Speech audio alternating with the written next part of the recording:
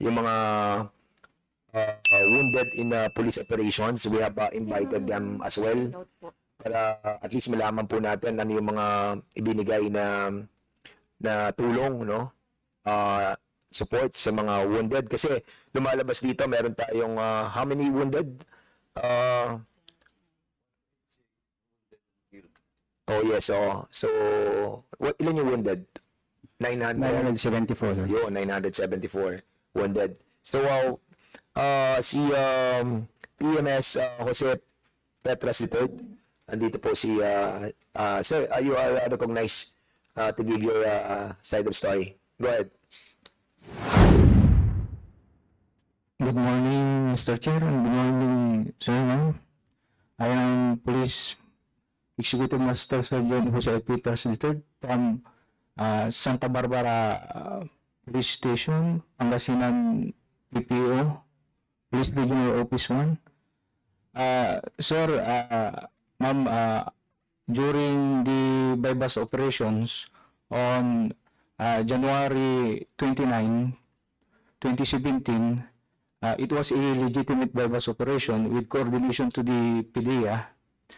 I was assigned to be the arresting officer together with the possessor buyer and a confidential informant. After the transaction, I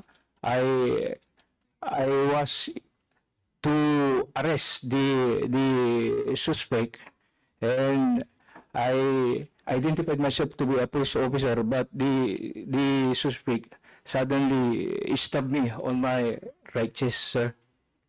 Pangasinan PPO Pro 1.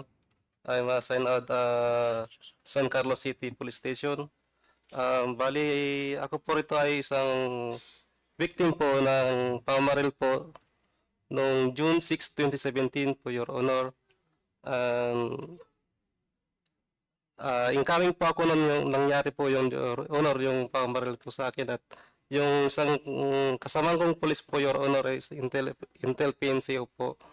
Bali, nalatdan ko po siya na taga-andusay po sa gilid ng kalsada po, Your Honor, at nung lapitan ko po siya, Your Honor, meron pong lumapit sa akin na concerned citizen po na sinabi po sa akin na yung puting van po, Your Honor, ang bumangga at bumaril po sa kanya, Your Honor, at ako po ay agad-agad ko pong hinabol po yung sakyan po, Your Honor, at kung malapitan ko na po sila po, Your Honor, ay pinagbabaril na rin po ako, Your Honor.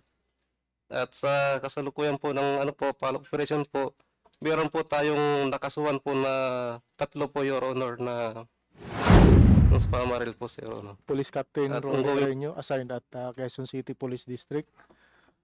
I was wounded during the conduct of legitimate anti-illegal drugs operation happened on February 24, 2021, Your Honors. When it comes to assistance, Your Honors, I received also the 100,000 pesos from the PNP, Your Honor. So you were hospitalized as well? Yes, Your Honor. Saan tama mo, sir?